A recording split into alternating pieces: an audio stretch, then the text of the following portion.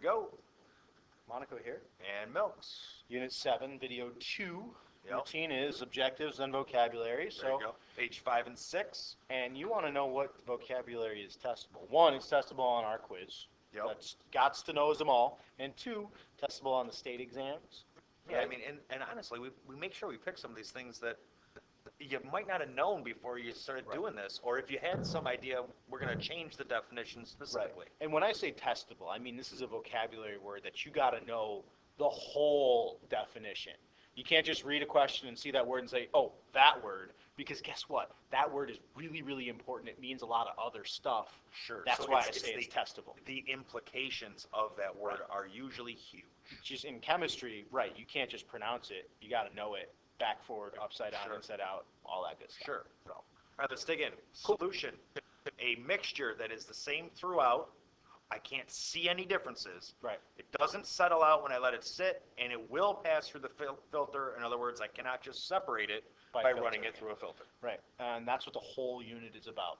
Is that particular piece right there. That thing, like what they all are and all that good stuff. So, and what we can do with them and how we characterize those things. There you go. Let's make a solution real quick. And a solution always involves a solute. That's stuff or matter that gets dissolved, and usually, by definition, it is in smaller amount. Then the solvent, which is the matter. The stuff doing the dissolving, and it's generally greater in amount. So if you change the amounts of these things, you could be changing the identity of the solute and the solvent. Correct. Right? So like 3 grains of sugar into a bucket of water, sugar's a solute, water's a solvent. 3 drops of water into a bottle of sugar, the roles have reversed. Correct. And okay, obviously in that scenario, and we're not actually making a solution because solution has to have everything dissolved up. Right. And what they like to say is that the solute will take on the phase of the solvent. And which brings us to the most common types of solutions that we like to talk about. And we've heard this before, aqueous. Aqueous, AQ. Nope. Specifically now the solvent has to be water. Agua, aqueous, Latin, roots, facts. Okay, alloy is something we might have heard in the past. Hopefully everybody's heard of an alloy. This is a solid solution.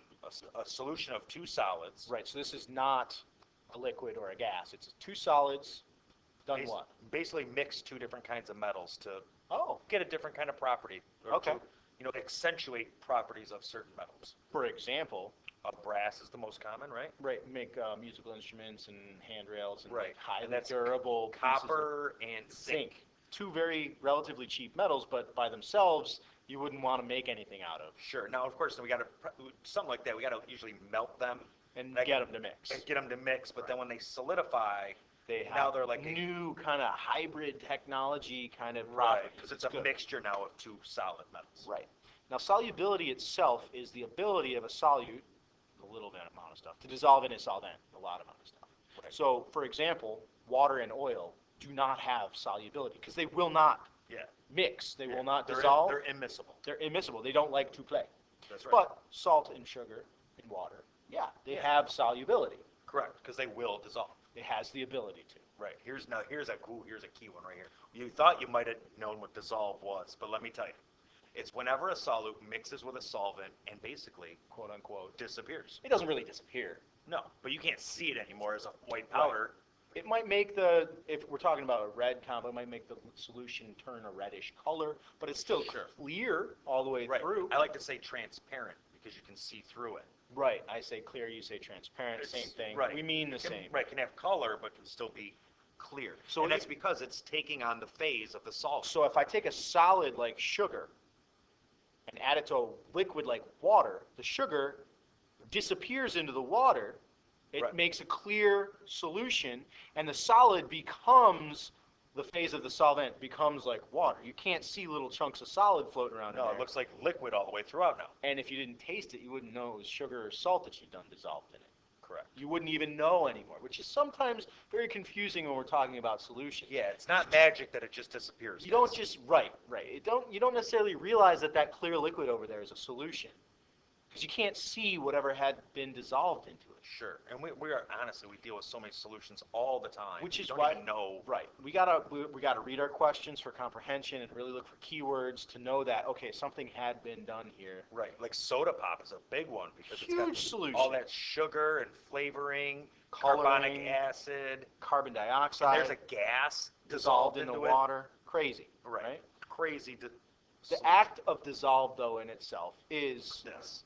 whenever a solute mixes Right. with a solvent. Now, this is one quote-unquote, we collectively, MoNaCo and Milks, both want you to not misunderstand. We want you got to get this to one know, right every dissociate. time. Dissociate, you need to know it. When an ionic solute separates into its plus and minus ions after it's dissolved. Right, so it's like a two-step process, the way Mr. Milks talks about it. Like the crystal salt touches the water and dissolves first. Correct. But then zoom in onto the atomic level, boom, the salt Na and Cl actually break apart further into Na plus and Cl minus, which then are free to migrate and move around all they can Right. in the liquid. And that flow helps us conduct electricity. Which leads us to our next word, Electrolytes. which is any solute that conducts electricity when dissolved into a solution. Hint, hint, all electrolytes must, by definition, dissociate, because otherwise they will not allow the water to conduct electricity. There you go. And right in the word electrolyte, electro is right there. So Electricity. there you go. Lights. It almost defines itself if you think about Hopefully, it. Guys. you're paying attention. Right. So soluble is will dissolve. I'll give you one guess at Insoluble. Let me guess. Will not. not dissolve. using those prefix rules from English class. In means not. There you go. But actually, pretty important words. Very, very Yeah. quick definitions, but Right, important. very We need to know this. Saturated. Ooh. Here we go. So your brain might be getting saturated with us talking at you by now, which means you're almost full. Sure. And in chemistry, in solution chemistry, solvents dissolving the maximum amount of solute it can for that given temperature. It would be like you sitting at the table with a cup of room temperature water and adding sugar slowly and getting it to dissolve to the point where all of a sudden no more sugar will dissolve. True, and that will happen. Yeah. And if you want to try it at home, just don't use too big a glass of water, so you don't Because waste too you'll much use sugar. a lot of sugar. Yeah, because it'll hold a bunch. I mean, a can of Coke has 220 I would grams even of sugar use, in it. And what we'll learn is even use cold water Yeah. and not as much. Use a quarter So, glass. You can Figure it try out. Saturated means it's full up of. Yeah, I like to think of a sponge that just won't take up any more water. That's a good one, too. That's what I like to think about. So Now- precipitate, we talked about it a little bit last video. Uh-huh. In our solution chemistry, this is going to be the solid, insoluble solid that falls out of a solution. Might very well be the product of a reaction. Right, so the stuff that falls down to the bottom of the test tube after a reaction might have occurred, or whatever doesn't dissolve and falls to the bottom when you're trying to get something to dissolve. Like, for example, not everything dissolves in water, Right. and if it's a solid and it falls to the bottom, we would call that a precipitate, or leftover because it did not Right. dissolve. It's Yeah. insoluble. Yeah. Typically, precipitates do follow a reaction in chemistry, Typically.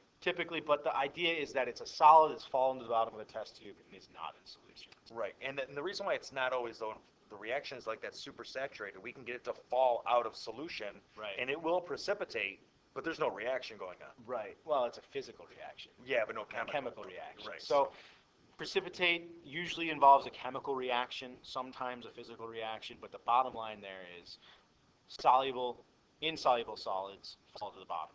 There you go. Okay.